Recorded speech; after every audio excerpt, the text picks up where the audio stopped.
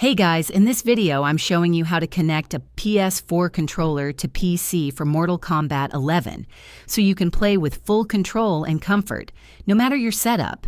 First off, grab your PS4 DualShock controller and turn it on. Now, connect it to your PC using a micro USB cable. This powers the controller and starts the connection process. Next, download DS4 Windows. It's free and makes the PS4 controller work perfectly with PC games like MK11.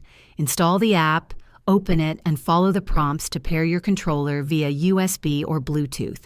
Once connected, DS4 Windows will map the buttons to match an Xbox controller, which is what Mortal Kombat 11 uses by default. Here's a pro tip. Go into Mortal Kombat 11 settings and test your controls in training mode. Make sure all buttons, triggers, and sticks are responding properly.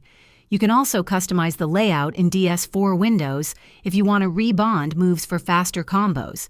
So should you worry about compatibility? Not anymore. With DS4 Windows, your PS4 controller works like a charm on PC.